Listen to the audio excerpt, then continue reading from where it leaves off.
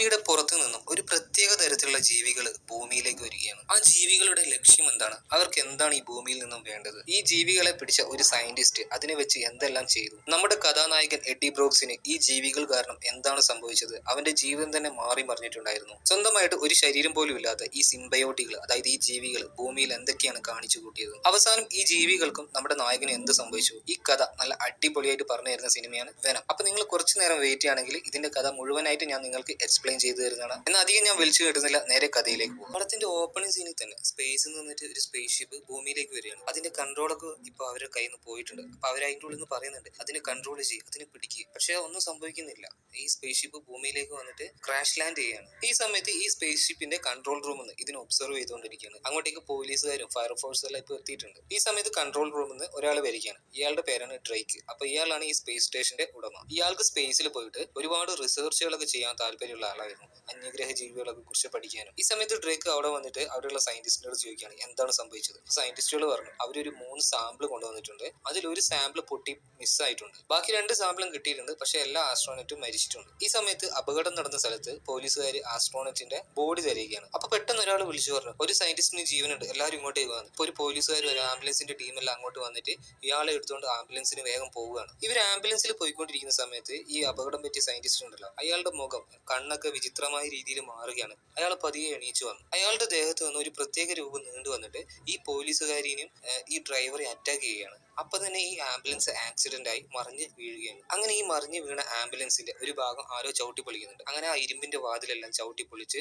ഒരാൾ പുറത്തേക്ക് വരികയാണ്, അതായത് ഈ പോലീസുകാരി. ഈ സമയത്ത് ഇവളുടെ കണ്ണുകൾക്ക് ഒരു പ്രത്യേക വെള്ള നിറമായിരുന്നു. ആക്സിഡന്റ് സമയത്ത് ഇവളുടെ കാല് പൊട്ടി എല്ല് വരെ പുറത്തേക്ക് വന്നിരുന്നു. ഇപ്പൊ അതെല്ലാം തനിയെ എന്താ പറയാ പഴയ രൂപത്തിലേക്ക് മാറുകയാണ്. അതിനുശേഷം ഈ പോലീസുകാരി പതിയെ ആ റോഡിലൂടെ നടന്നു പോവുകയാണ്. നമുക്ക് മനസ്സിലാക്കാൻ പറ്റുന്നത് ഇവളുടെ ശരീരത്തിൽ ഇപ്പോൾ എന്തോ ഉണ്ട്. ഇവിടെ സീൻ കട്ടായി അടുത്ത സീനിൽ നമ്മുടെ പടത്തിന്റെ ഹീറോ ആണ് കാണിക്കുന്നത്, എഡ്ഡി ബ്രോക്സ്. അപ്പൊ എഡ്ഡി ബ്രോക്സ് ഇങ്ങനെ കിടന്നുറങ്ങിയാണ്. അപ്പൊ അവന്റെ ഗേൾ ഫ്രണ്ട് വന്ന് വിളിക്കുകയാണ്, എടാ ജോലിക്ക് പോകണ്ടേ, എണീക്കുന്നു. അപ്പൊ ഒരു ലേസിനെസ്സോടെ ഈ എഡ്ഡി ബ്രോക്സ് എണീക്കുകയാണ്. ഈ എഡ്ഡി ബ്രോക്സ് നല്ലൊരു അടിപൊളി ജേർണലിസ്റ്റ് ആണ്. ഈ എഡ്ഡി ബ്രോക്സ് ഒരു ചാനൽ നല്ലൊരു പ്രോഗ്രാം ചെയ്യുന്നുണ്ട്. ഒരുപാട് ആൾക്കാരൊക്കെ കാണുന്നത് ഇഷ്ടപ്പെടുന്ന ഒരു പ്രോഗ്രാം ആയിരുന്നു. ഒരു ദിവസം ഈ ചാനലിന്റെ ഹെഡ് എഡ്ഡി ബ്രോക്സിനെ വിളിച്ച് പറയാണ്, നീ നാളെ ഒരു സ്ഥലത്ത് പോകണം, ഒരാളെ ഇന്റർവ്യൂ ചെയ്യാനുണ്ട്. അപ്പൊ എഡ്ഡി ബ്രോക്സ് ചോദിക്കുകയാണ് ആരാണ് അയാൾ. അപ്പൊ ഇയാൾ പറഞ്ഞു ഗോൾഡൻ ഡ്രേക്ക്. ഈ ഡ്രേക്ക് നമ്മൾ ഫസ്റ്റ് കണ്ട ആ സ്പേസ് റിസർച്ച് കമ്പനി ഇല്ല, അതിന്റെ ഓണർ ആയിരുന്നു. പക്ഷെ അയാളെ ഇന്റർവ്യൂ ചെയ്യാൻ എഡ്ഡി ബ്രോക്സിന് അത്ര താല്പര്യമില്ലായിരുന്നു. പക്ഷെ ചാനലിന്റെ ഹെഡ് പറഞ്ഞാൽ അനുസരിക്കാതിരിക്കാനും പറ്റത്തില്ല. അവസാനം എഡ്ഡിക്ക് അത് സമ്മതിക്കേണ്ടി വന്നു. അടുത്ത സീനിൽ എഡ്ഡി അവന്റെ ഗേൾ ഫ്രണ്ടിനെയാണ് കാണിക്കുന്നത്. അപ്പൊ ഇവര് രാത്രി ഡിന്നറൊക്കെ കഴിഞ്ഞ് അവരുടെ ഫ്ലാറ്റിലേക്ക് തിരിച്ചുപോയി. അങ്ങനെ ഇവർ രണ്ടുപേരും കിടന്നുറങ്ങി. കുറച്ച് കഴിഞ്ഞ സമയത്ത് എഡ്ഡിക്ക് ദാഹിച്ചു. അപ്പൊ അവൻ വെള്ളം കുടിക്കാൻ വരുന്ന സമയത്ത്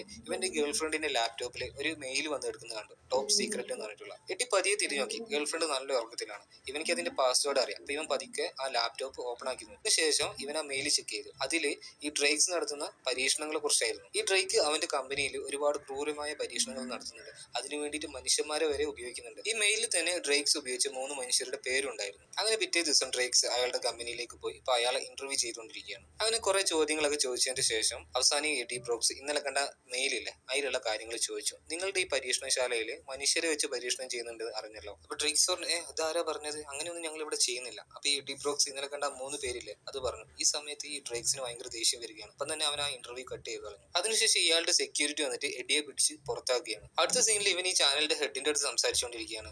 ഇങ്ങനെയൊക്കെ ചോദ്യങ്ങൾ ചോദിച്ചുകൊണ്ട് അവന്റെ ജോലിയും പോയി. ഈ സമയത്ത് എഡ്ഡി അവന്റെ ഗേൾ ഫ്രണ്ടിന്റെ അടുത്തേക്ക് പോയി. അവളുടെ ജോലി നഷ്ടപ്പെട്ടിരുന്നു. ഇവൾ അവന്റെ അടുത്ത് ഗുഡ് ബൈ പറഞ്ഞു പോയി. കാരണം എഡ്ഡി കാരണമാണ് ഇപ്പൊ അവളുടെയും ജോലി നഷ്ടപ്പെട്ടത്. അടുത്ത സീനിൽ ഈ ഡ്രേക്കിന്റെ ലാബിലാണ് കാണിക്കുന്നത്. അപ്പൊ ഇവൻ ഒരു സാധനത്തിലേക്ക് നോക്കി അതിനെ ഇങ്ങനെ ഒബ്സർവ് ചെയ്തുകൊണ്ടിരിക്കുകയാണ്. അതായത് ഫസ്റ്റ് തന്നെ നമ്മൾ പറഞ്ഞില്ലേ 2 സാമ്പിൾ കിട്ടിയിട്ടുണ്ട്, ഒരു സാമ്പിൾ മിസ്സാണെന്ന്. ഈ വസ്തുവിനെയാണ് ഇപ്പൊ ഡ്രേക്ക് ഒബ്സർവ് ചെയ്തുകൊണ്ടിരിക്കുന്നത്. ഒരു പ്രത്യേക തരത്തിലുള്ള ഒരു ജീവിയായിരുന്നു അത്. അടുത്ത സീനിൽ ഈ പോലീസുകാരില്ലേ അവളെയാണ് കാണിക്കുന്നത്. അവളിപ്പോ ഒരു മാർക്കറ്റിലേക്ക് വന്നിട്ട് അവിടെ ഒരു കടയിൽ നിന്ന് പച്ചയായിട്ടുള്ള ഇറച്ചിയും മീനെല്ലാം കഴിച്ചുകൊണ്ടിരിക്കുകയാണ്. അപ്പൊ അവിടെയുള്ള ആള് ചോദിച്ചു നീ എന്താണ് ഈ കാണിക്കുന്നത്. ആ സമയത്ത് ഇവളുടെ കൈ ഒരു വാള് പോലെ ആയിട്ട് ഇയാളുടെ കഴുത്ത് വെട്ടി മുറിക്കുകയാണ്. ആ സമയത്ത് അവിടെ ഉണ്ടായിരുന്ന കുറച്ച് ആൾക്കാർ ഇവൾ അറ്റാക്ക് ചെയ്യാൻ വരുന്ന സമയത്ത് ഇവളുടെ ദേഹത്ത് നിന്ന് അമ്പ് പോലെ എന്തോന്ന് പോയി അവിടെയുള്ള എല്ലാവരും മരിക്കുകയാണ്. ഇതെല്ലാം കണ്ട് പേടിച്ച് വിറച്ചു നിൽക്കുന്ന ഒരു വയസ്സായ മുത്തശ്ശി ഉണ്ടായിരുന്നു അവിടെ. അപ്പൊ ഈ മുത്തശ്ശിയുടെ അടുത്തേക്ക് ഈ പോലീസുകാരി പോയി. പെട്ടെന്ന് തന്നെ ഈ മുത്തശ്ശിയുടെ ശരീരത്തിലേക്ക് ഇവളുടെ ശരീരത്തിൽ നിന്ന് എന്തോ ഒരു വസ്തു മാറിപ്പോവുകയാണ്. അപ്പൊ തന്നെ ആ പോലീസുകാരി അവിടെ കൊഴിഞ്ഞു വീണു. പിന്നീട് ഈ മുത്തശ്ശിക്ക് ഒരു എക്സ്ട്രാ എനർജി വന്ന പോലെ ആവുകയാണ്. അങ്ങനെ കുറച്ച് ദിവസങ്ങൾ കഴിഞ്ഞു പോയി. ഇപ്പൊ ഡ്രേക്സിന്റെ ലാബിലാണ് കാണിക്കുന്നത്. ഇപ്പൊ ഈ ഡ്രേക്സ് ഈ അന്യഗ്രഹത്തിൽ നിന്ന് കിട്ടിയ സാമ്പിൾ ഉണ്ടല്ലോ, അത് അവന് റിസർച്ച് ചെയ്തുകൊണ്ടിരിക്കുകയാണ്. അവിടെ ഉണ്ടായിരുന്ന ഡോക്ടർ ഇപ്പോൾ ഡ്രേക്സിന് അതിനെക്കുറിച്ച് പറഞ്ഞു കൊടുക്കുകയാണ്. ഇതൊരു സിംബയോട്ടിക് ആണ്. നമ്മുടെ ഭൂമിയിൽ ഈ ജീവിക്ക് ജീവിക്കാൻ പറ്റുന്ന ഒരു സാഹചര്യമല്ല. അപ്പൊ അതിനു വേണ്ടിയിട്ട് ഇതിനൊരു ശരീരം ആവശ്യമാണ്. വല്ല ജീവികളോ മനുഷ്യരോ അങ്ങനെ ഒരു പ്രത്യേക രൂപത്തിലുള്ള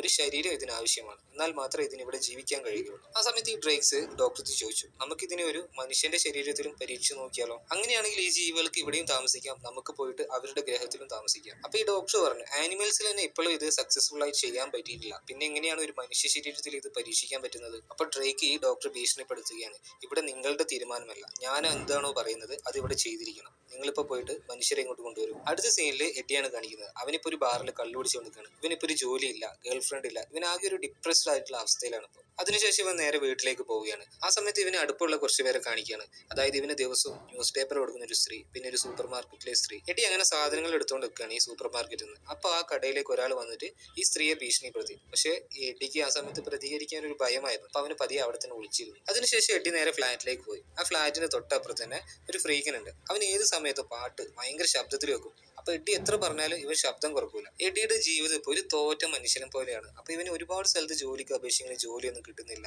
അയൽവാസികളാണെങ്കിൽ ഇവന്റെ അടുത്ത് ഒരു റെസ്പെക്ട്, എന്താ പറയാ, അവൻ പറയുന്നൊന്നും കേൾക്കുന്നില്ല. ആകെ ജീവിതം മുഴുവൻ ഒരു മടുത്ത അവസ്ഥയിലാണ് എഡിക്ക് ഇപ്പോൾ. അടുത്ത സീനിൽ ഡ്രേക്സിന്റെ ലാബാണ് കാണിക്കുന്നത്. അപ്പൊ ഈ ഡ്രേക്സ് പരീക്ഷണത്തിന് വേണ്ടിയിട്ട് ഒരു മനുഷ്യനെ ഈ ലാബിലേക്ക് കൊണ്ടുവന്നിട്ടുണ്ട്. ഈ മനുഷ്യന്റെ സമ്മതമൊന്നും ഇല്ലാതെയാണ് ഇയാളെ ഇപ്പൊ ഇങ്ങോട്ട് കൊണ്ടുവന്നിട്ടുള്ളത്. ഈ മനുഷ്യനെ ആ ലാബിനുള്ളിൽ കയറ്റിയതിനു ശേഷം ലാബിന്റെ ഡോർ ക്ലോസ് ചെയ്തു. അതിനുശേഷം ഈ അന്യഗ്രഹ ജീവിയില്ല സിംബയോട്ടിക്, അതിനെ ഈ റൂമിലേക്ക് ഓപ്പൺ ആക്കി വിടുകയാണ്. ഒരു ഗമ്മു പോലെ കുഴഞ്ഞുകൊണ്ടുള്ള ഒരു വസ്തുവായിരുന്നു അത്. അപ്പൊ അത് പതിയെ പതിയെ നിലത്തൂടെ വന്ന് ഈ മനുഷ്യന്റെ ശരീരത്തിലേക്ക് കയറുകയാണ്. അപ്പൊ ആ വസ്തു ശരീരത്തിലേക്ക് മുഴുവനായിട്ട് ഇറങ്ങിപ്പോയി. ആദ്യത്തെ കുറച്ച് സെക്കൻഡിൽ കുഴപ്പമൊന്നും ഉണ്ടായിട്ടില്ല. അപ്പൊ ഈ ഡ്രേക്സ് വിചാരിച്ചു പരീക്ഷണം സക്സസ്ഫുൾ ആയെന്ന്. കുറച്ച് നിമിഷങ്ങൾ കഴിഞ്ഞപ്പോൾ ഈ മനുഷ്യന് വല്ലാത്തൊരു രീതിയിൽ പെരുമാറുകയാണ്. ഈ മനുഷ്യന്റെ കാലും കൈയെല്ലാം തനിയെ ഒടിഞ്ഞു പോവുകയാണ്. ഇറച്ചിയെല്ലാം പുറത്തേക്ക് വരികയാണ്. അവസാനം ഈ മനുഷ്യനെ കൊന്നുകൊണ്ട് തന്നെ ഇയാളുടെ വായിലൂടെ ആ ജീവി പുറത്തേക്ക് വന്നു. പക്ഷെ ഇത് കണ്ടിട്ടൊന്നും ഡ്രേക്സിന് ഒരു മനസ്സാക്ഷി ഉണ്ടായിട്ടില്ല. ഡ്രേക്സ് പറഞ്ഞു, അടുത്ത ആളെ ഇങ്ങോട്ട് കൊണ്ടുപോകാം. അടുത്ത സീനിൽ എഡി അവൻ എന്ന് പോകുന്ന ആ സൂപ്പർ മാർക്കറ്റിലേക്ക് പോവുകയാണ്. അവൻ അവിടെ നോക്കുമ്പോൾ ആ പത്രം ഇവന് കൊടുക്കുന്ന സ്ത്രീയെ അവൻ കാണാനില്ല. പിന്നീട് എഡി സൂപ്പർ മാർക്കറ്റ് കയറിയിട്ട് അവൻ ആവശ്യമുള്ള സാധനം എടുത്തു കൊടുക്കുമ്പോൾ അവന്റെ അടുത്തേക്ക് ഒരു ഗേള് വരികയാണ് രഹസ്യമായിട്ട്. ആ ലേഡി ഡ്രേക്സിന്റെ ലാബിലുണ്ടായിരുന്ന ആ ഡോക്ടർ ആയിരുന്നു.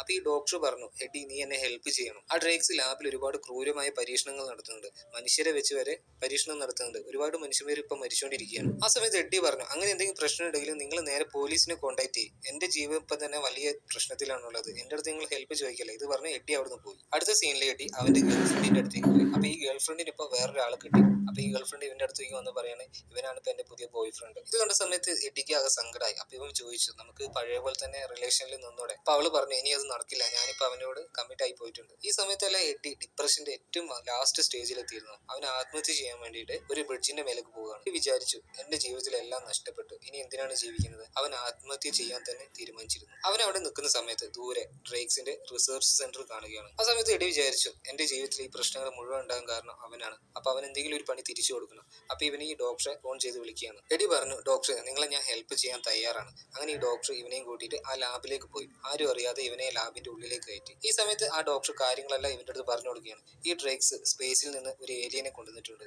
അതിനെ സിംബിയോട്ടിക് എന്നാണ് നമ്മൾ വിളിക്കുന്നത്. പക്ഷെ അതിന് ഈ ഭൂമിയിൽ ജീവിക്കണമെങ്കിൽ മറ്റൊരു ജീവിയുടെ ശരീരം ആവശ്യമാണ്. അപ്പൊ നമ്മളത് ജീവിയിലെല്ലാം പരീക്ഷ എടുക്കുന്ന സമയത്ത് ഡ്രേക്സ് അത് മനുഷ്യരിൽ പരീക്ഷിക്കാൻ ആവശ്യപ്പെട്ടിട്ടുണ്ട്. അത് മനുഷ്യന്റെ ശരീരത്തിനോട് ചേർത്ത് അവരുടെ ലോകത്ത് പോയിട്ട് മനുഷ്യർക്ക് ജീവിക്കാൻ പറ്റുമോ എന്ന് അവനിപ്പോ പരീക്ഷിച്ചുകൊണ്ടിരിക്കുകയാണ്. ആ സമയത്ത് ഒരു സെക്യൂരിറ്റി ഗാർഡിന്റെ ശബ്ദം കേട്ടു. അപ്പൊ തന്നെ ഈ ഡോക്ടർ ഈ എഡിയെ ഒരു റൂമിലാക്കിയിട്ട് വാതിലടച്ചു. എഡി ആ റൂമിലൂടെ നടക്കുന്ന സമയത്ത് ഗ്ലാസിന്റെ ഓരോരോ കൂടുകൾ കാണുന്നു.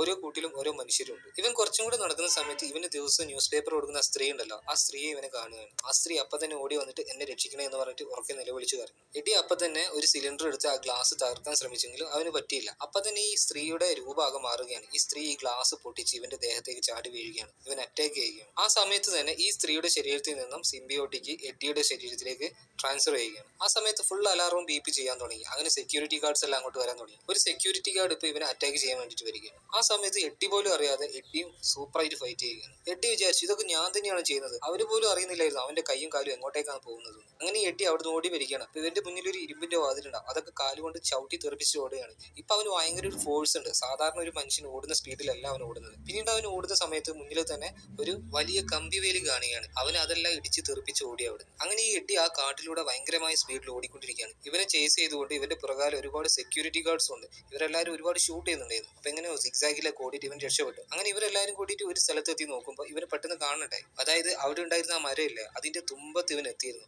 അപ്പൊ ഇവനിക്ക് തന്നെ അറിയുന്നില്ല ഇത്രയും വേഗം ഞാൻ എങ്ങനെയാണ് ഈ മരം കയറിയത്. ഇവനിങ്ങനെ അത്ഭുതപ്പെട്ടിരിക്കുകയാണ്. ഈ ഗാർഡ്സ് എല്ലാം പോയതിനു ശേഷം എഡ്ഡി വേഗം വീട്ടിലേക്ക് ഓടിപ്പോയി. അവന് വീട്ടിലെത്തിയ സമയത്ത് ഭയങ്കര ക്ഷീണം ഉണ്ടായിരുന്നു. അവന് വല്ലാത്ത വിശപ്പുണ്ടായിരുന്നു. അവൻ വേഗം ഫ്രിഡ്ജെല്ലാം തുറന്ന് അതിലെ ഭക്ഷണം മുഴുവൻ കഴിച്ചു. എന്നിട്ടും അവന് വിശപ്പ് മാറുന്നില്ല. എന്നിട്ട് അവൻ എന്ത് ചെയ്തു, ഈ വേസ്റ്റ് ബാസ്ക്കറ്റിൽ ഉണ്ടായിരുന്ന ഫുഡ് അത് എടുത്ത് കഴിക്കാൻ തുടങ്ങി. അതിനുശേഷം ക്ഷീണം കൊണ്ട് അവൻ അവിടെ തന്നെ കിടന്നുറങ്ങിപ്പോയി. ഈ സമയത്ത് ഡ്രേക്സിന്റെ ലാബ് കാണിക്കുന്നു. അപ്പൊ ഈ ശബ്ദം എല്ലാം കേട്ട് ഡ്രേക്സ് അങ്ങോട്ട് ഓടി വന്നിട്ട് എന്താണെന്ന് ചോദിക്കുന്ന സമയത്ത് ഡോക്ടർമാരൊക്കെ പറയാണ് ഒരു സിംബയോട്ടിക് മിക്സ് ആയിട്ടുണ്ട്, കൂടുതൽ എന്താ സംഭവിച്ചെന്ന് ഞങ്ങൾക്ക് ആർക്കും അറിയില്ല. അടുത്ത സീനിൽ എഡ്ഡി രാവിലെ ഉറക്കത്തിൽ നിന്ന് എണീക്കുകയാണ്. അവൻ എണീച്ച സമയത്ത് ഒന്നും ഓർമ്മ വരുന്നില്ല എന്തൊക്കെയാണ് സംഭവിക്കുന്നത്. അവന് വല്ലാത്തൊരു ഫീൽ ആയിരുന്നു ആ സമയത്ത്. അപ്പൊ അവൻ ആ ഫോൺ എടുത്ത് നോക്കുന്ന സമയത്ത് അവൻ ഇന്നലെ രാത്രി എടുത്ത് ഒരുപാട് ഫോട്ടോസ് അതിൽ കണ്ടു. അപ്പൊ എന്തെങ്കിലുമൊക്കെ ചെയ്യണം എന്ന് പറഞ്ഞിട്ട് അവൻ അവിടുന്ന് പോയി. അടുത്ത സീനിൽ ആ വൃദ്ധയാണ് കാണിക്കുന്നത്. അവരുടെ ശരീരത്തിൽ ഇപ്പൊ ആ സിംബയോട്ട് ഉണ്ട്. ഈ സിംബയോട്ടിന് അധികകാലം ഒരു ശരീരത്തിൽ നിൽക്കാൻ പറ്റില്ല. കുറച്ചു കാലം കഴിയുമ്പോൾ പുതിയൊരു ശരീരമാണ്. അപ്പൊ ഒരു പുതിയ ശരീരം നോക്കി വരികയാണ്. ആ സമയത്ത് ഈ വൃദ്ധ ഒരു കുട്ടിയെ കണ്ടു. പിന്നീട് ആ കുട്ടിയുടെ ശരീരത്തിലേക്ക് ഈ സിംബയോട്ട് കയറുകയാണ്. അടുത്ത സീനിൽ എട്ടി അവന് കിട്ടിയ ഡാറ്റാസ് ഒക്കെ ഇവന്റെ ഗേൾഫ്രണ്ടിനെ കാണിക്കാൻ വേണ്ടി പോയിക്കൊണ്ടിരിക്കുകയാണ്. ആ സമയത്ത് ഇവന്റെ ഉള്ളിൽ നിന്ന് ഇവൻ തന്നെ വേറൊരു ശബ്ദം കേൾക്കുകയാണ്. ഭയങ്കര ഭയങ്കര ഗാംഭീര്യമുള്ള ഒരു വോയിസിൽ. അപ്പൊ ഈ ശബ്ദം ഉള്ളുന്നത് പറയുന്നത് എനിക്ക് വിശക്കുന്നുണ്ട്, വേഗം ഭക്ഷണം താ. പക്ഷെ എഡ്ഡിക്ക് എന്താണ് സംഭവിക്കുന്നതെന്ന് ഒന്നും മനസ്സിലായില്ല. അവന്റെ ഗേൾഫ്രണ്ട് ഇപ്പോൾ ഉള്ളത് ഒരു റെസ്റ്റോറന്റിലാണ്. അവൻ പറഞ്ഞിട്ട് അവളിപ്പോ അവിടെ വെയിറ്റ് ചെയ്തുകൊണ്ടിരിക്കുകയാണ്. അപ്പൊ എഡ്ഡി അവളുടെ അടുത്തെത്തിയിട്ട് അവനെടുത്ത് ഈ ഫോട്ടോസ് ഒക്കെ അവളെ കാണിച്ചുകൊണ്ടിരിക്കുകയാണ്. ആ സമയത്ത് എഡ്ഡി വല്ലാത്ത രീതിയിൽ പെരുമാറുകയാണ്. അതായത് എഡ്ഡി അല്ല, അവന്റെ ഉള്ളിലുള്ള സിംബയോട്ടാണ് അവനെ കൊണ്ട് ഇതൊക്കെ ചെയ്യുന്നത്. അപ്പൊ അവിടെയുള്ള ഭക്ഷണങ്ങളൊക്കെ ഭയങ്കര ആർത്തിയോടെ അവൻ എടുത്ത് കഴിക്കുകയാണ്. ഈ സമയത്ത് അവന്റെ ശരീരം ഭയങ്കരമായ രീതിയിൽ ചൂടാവുന്ന പോലെ തോന്നി. അവൻ അവിടെ ഉണ്ടായിരുന്ന ഒരു അക്വേറിയത്തിലേക്ക് ഇറങ്ങിയിരുന്നു. അതിൽ കണ്ട പച്ച മീനിനൊക്കെ അവന് അതുപോലെ എടുത്ത് കഴിച്ചു. എഡ്ഡിന്റെ ഗേൾഫ്രണ്ടിന്റെ കൂടെ അവളുടെ ബോയ് ഫ്രണ്ട് ഉണ്ടായിരുന്നു. അപ്പൊ അയാൾ ഒരു ഡോക്ടറായിരുന്നു. അപ്പൊ അയാൾ എഡ്ഡിനെയും കൂട്ടിയിട്ട് ഹോസ്പിറ്റലിൽ കൊണ്ട് ഇവൻ എന്തെങ്കിലും പ്രശ്നം ഉണ്ടോ എന്ന് ചെക്ക് ചെയ്യാൻ വേണ്ടിയിട്ട്. അപ്പൊ ഈ ഡോക്ടർ ഇവനെ സ്കാൻ ചെയ്യാൻ വേണ്ടിയിട്ട് എഡ്ഡിയെ ഒരു മെഷീനിൽ കയറ്റിയിരുത്തി. അപ്പൊ ആ മെഷീൻ ഓൺ ചെയ്ത സമയത്ത് ഈ അൾട്രാസൗണ്ട് വേവ്സ് അതിൻ്റെ ഉള്ളിൽ നിന്ന് വന്നു. ഈ സിംബയോട്ടിന്റെ ഏറ്റവും വലിയ എന്താ പറയാ ഒരു വീക്ക്നെസ് ആണ് ഹൈ ഫ്രീക്വൻസി സൗണ്ട്. അപ്പൊ ഈ സൗണ്ട് കേൾക്കുന്ന സമയത്ത് എഡ്ഡിയുടെ ശരീരത്തിൽ നിന്ന് ആ സിംബയോട്ട് വേർപെടാൻ വേണ്ടിയിട്ട് ശ്രമിക്കുകയാണ്. ഈ സമയത്ത് ആ മെഷീൻ എന്തൊക്കെയോ ഒരു പ്രശ്നം തോന്നിയിട്ട് ഡോക്ടർ അപ്പം തന്നെ ആ സ്കാനർ ഓഫ് ആക്കി. എന്നിട്ട് എഡ്ഡിയെ വിളിച്ചിട്ട് ഡോക്ടർ പറഞ്ഞു നീ വീട്ടിൽ പോയിട്ട് കുറച്ച് റെസ്റ്റ് എടുക്കണം, ഇതൊക്കെ നിന്റെ ഒരു ഇല്യൂഷനാണ്, ഒന്ന് ഉറങ്ങി എണീച്ച് കഴിഞ്ഞിട്ടുണ്ടെങ്കിൽ എല്ലാ പ്രശ്നവും ഓക്കെ ആയിക്കോളും. അങ്ങനെ എഡ്ഡി ഹോസ്പിറ്റലിൽ നിന്ന് പുറത്ത് വന്ന സമയത്ത് ഒരു പട്ടിക്കുട്ടി എഡ്ഡിയെ നോക്കിയിട്ട് ഭയങ്കരമായിട്ട് ഇങ്ങനെ എന്താ പറയാ കുരക്കുന്നുണ്ടായിരുന്നു. ആ പട്ടി എന്തോ കണ്ട് പേടിച്ച പോലെ. ഈ സമയത്ത് ഡ്രേക്സിന്റെ ലാബിലാണ് കാണിക്കുന്നത്. അപ്പൊ സയന്റിസ്റ്റുകൾ ഈ ഡ്രേക്സിനെ ഈ സിംബയോട്ടിക്കിനെ കുറിച്ച് കൂടുതലായിട്ട് പറഞ്ഞു തുടങ്ങിയാണ്. ഈ സിംബയോട്ടിക്ക് മനുഷ്യ ശരീരത്തിൽ കയറുമ്പോൾ അവന്റെ ഉള്ളിലത്തെ അവയവൊക്കെ തിന്നിട്ട് കുറച്ച് നേരം കൊണ്ട് തന്നെ ആ മനുഷ്യനെ മുഴുവനായിട്ട് അവൻ കൊന്നു കളയും. അതുകൊണ്ടാണ് മനുഷ്യർ പെട്ടെന്ന് മരിച്ചു പോകുന്നത്. പിന്നീട് ഈ ഡ്രേക്സ് ലാബത്തെ CCTV ഫുട്ടേജ് എല്ലാം ചെക്ക് ചെയ്യുന്ന സമയത്ത് ഈ സിംബയോട്ട് ഇവിടുന്ന് മിസ്സാകാൻ കാരണം ഈ ഡോക്ടറാണെന്ന് കണ്ടുപിടിച്ചു. അടുത്ത സീനിൽ എഡ്ഡി ഒരു ബസ്സിൽ പോയിക്കൊണ്ടിരിക്കുകയാണ്. ആ സമയത്ത് അവന്റെ ഉള്ളിൽ നിന്ന് ആ ശബ്ദം പിന്നെയും വരികയാണ്, എനിക്ക് വിശക്കുന്നു, ഭക്ഷണം വേണം. അപ്പം തന്നെ ഇവൻ ചാടി എണീച്ചു. എന്നിട്ട് അവൻ വേഗം ബസ്സിൽ നിന്ന് ഇറങ്ങി വീട്ടിലേക്ക് പോയി. എന്നിട്ട് നേരെ ആ ഡോക്ടറിനെ കോൾ ചെയ്തു. ഡോക്ടർ എനിക്ക് എന്തൊക്കെയോ സംഭവിക്കുന്നുണ്ട്, എന്റെ ഉള്ളിൽ നിന്ന് പിന്നെ ആ ശബ്ദം കേൾക്കുന്നുണ്ട്. അപ്പൊ ഡോക്ടർ പറഞ്ഞു അതൊക്കെ നിന്റെ ഒരു ഇല്യൂഷനാണ്, ഞാൻ നിനക്ക് കുറച്ച് ടാബ്ലറ്റ് തരാം. അത് മാത്രമല്ല ഡോക്ടർ, ഞാനൊരു മരത്തിന്റെ മേലെ സെക്കൻഡുകൾ കൊണ്ട് തന്നെ കയറി. അപ്പൊ ഡോക്ടർ പറഞ്ഞു അതും നിന്റെ ഒരു ഇല്യൂഷൻ ആയിരിക്കും വെച്ചിട്ട് ഡോക്ടർ ഫോൺ കട്ട് ചെയ്തു. ഈ സമയത്ത് ഇവന്റെ അയൽവാസി ആ ഫ്രീക്ക് ഭയങ്കര ശബ്ദത്തിൽ പാട്ട് കേട്ടോണ്ടിരിക്കുകയാണ്. എഡ്ഡി ഓടിച്ചു നിന്നിട്ട് അവന്റെ വാതിൽ മുട്ടിയിട്ട് ആ പാട്ട് ഓഫ് ചെയ്യാൻ പറഞ്ഞു. അവൻ പറഞ്ഞു പറ്റില്ല. ആ സമയത്ത് ടെപ്പേന്ന് എന്നിട്ട് എഡ്ഡിയുടെ മുഖം മാറുകയാണ്. ഇത് കണ്ട് പേടിച്ച് അവന് ഞാൻ ഓഫ് ആക്കാൻ പറഞ്ഞിട്ട് അവൻ പോയിട്ട് ആ പാട്ട് ഓഫ് ആക്കി. അടുത്ത സീനിൽ ഡ്രേക്സിന്റെ ലാബിലാണ് കാണിക്കുന്നത്. അപ്പൊ ഈ ഡ്രേക്സ് ഈ ഡോക്ടറെ ചോദിച്ചുകൊണ്ടിരിക്കുകയാണ് നീ ആരെയാണെന്ന് ആ ലാബിൽ കയറ്റിയത്. പേടിച്ചു പോയ ഡോക്ടർ പറഞ്ഞു അത് എഡ്ഡിയാണെന്ന്. ഈ സമയത്ത് ഈ ഡ്രേക്സ് ഇവളെ ഈ ലാബിൽ തന്നെ ആക്കിയിട്ട് ആ സിംബയോട്ടിനെ തുറന്നു വിടുകയാണ്. ആ സിംബയോട്ട് ഇവളുടെ ശരീരത്തിൽ കയറുകയും ചെയ്തു. അവിടെ സീൻ കട്ടായി. അടുത്ത സീനിൽ എഡ്ഡിയുടെ റൂമിലാണ് കാണിക്കുന്നത്. ഇപ്പൊ എഡ്ഡിയുടെ വാതിൽ ആരോ മുട്ടുന്നുണ്ട്. അപ്പൊ ഇവ എഡ്ഡിയുടെ ഉള്ളിൽ നിന്നൊരു ശബ്ദം വരികയാണ്, ആ വാതിൽ തുറക്കരുത്, അപകടമാണ്. ആ ശബ്ദത്തിന് ഇവൻ മൈൻഡ് ചെയ്തില്ല. ഇവൻ നേരെ പോയി വാതിൽ തുറന്നു. അവിടെ വന്നത് ഡ്രേക്സിന്റെ ഗുണ്ടകളായിരുന്നു. അപ്പൊ ഇവനെ അറ്റാക്ക് ചെയ്യാൻ വേണ്ടിയിട്ട് ഈ ഗുണ്ടകൾ അകത്തേക്ക് വന്നു. ഈ സിംബയോട്ട് ഇപ്പൊ ഇവന്റെ ശരീരത്തിലാണ് ഡ്രേക്സിനും ആ ഗുണ്ടകൾക്കും ഇപ്പൊ അറിയില്ല. അങ്ങനെ ഈ ഗുണ്ടകള് ഗണ്ണ് ഇവന്റെ നേരെ ചൂണ്ടുന്ന സമയത്ത് ഇവൻ കൈബന്ധിക്കുകയാണ്. അപ്പൊ ഈ ഉള്ളിലുള്ള ശബ്ദം പറയും നീ എന്തിനാണ് കൈ ബന്ധിക്കുന്നത്, കൈ താഴ്ചടാ. അപ്പൊ ഈ എഡ്ഡി പോലും അറിയാതെ അവന്റെ കൈ താഴുകയാണ്. എഡ്ഡി പിന്നെയും കൈ ബന്ധിക്കും. അപ്പൊ പിന്നെയും പറയും എന്തിനാ നീ കൈ ബന്ധിക്കുന്നത്, നീ താഴ്ചടാ. അപ്പൊ എഡ്ഡി പോലും അറിയാതെ പിന്നെയും അവന്റെ കൈ താഴ്ക്ക് പോവുകയാണ്. അതായത് എഡ്ഡിയുടെ ബോഡിയുടെ കൺട്രോൾ ഇപ്പൊ അവന്റെ കയ്യിലേ അല്ല. ഈ സമയത്ത് ഉള്ളിലുള്ള ആ ശബ്ദം ചോദിച്ചു ഇവരല്ലേ ഇപ്പൊ നിന്റെ പ്രശ്നം, ഇവരെ ഞാൻ ശരിയാക്കി തരാന്ന് പറഞ്ഞിട്ട് പിന്നീട് അവിടെ ഭയങ്കര ഫൈറ്റ് നടക്കുകയാണ്. ഇവനെ ഷൂട്ട് ചെയ്യാൻ നിന്ന ഒരാളെ ഇവന്റെ കൈ നീണ്ടുപോയിട്ട് അറ്റാക്ക് ചെയ്യുകയാണ്. കയ്യിൽ നിന്ന് ഈ സാധനം നീണ്ടു പോകുന്ന കണ്ടിട്ട് എഡ്ഡിക്ക് തന്നെ പേടിയായി. ഈ എഡ്ഡിക്ക് സത്യം പറഞ്ഞ ഒന്നും മനസ്സിലാവുന്നില്ലായിരുന്നു. അങ്ങനെ ഭയങ്കരമായ ഫൈറ്റിന്റെ ഒടുവിൽ അവിടെയുള്ള എല്ലാവരെയും അടിച്ചു വീഴ്ത്തി ഈ എഡ്ഡി പുറത്തേക്ക് ആടുകയാണ്.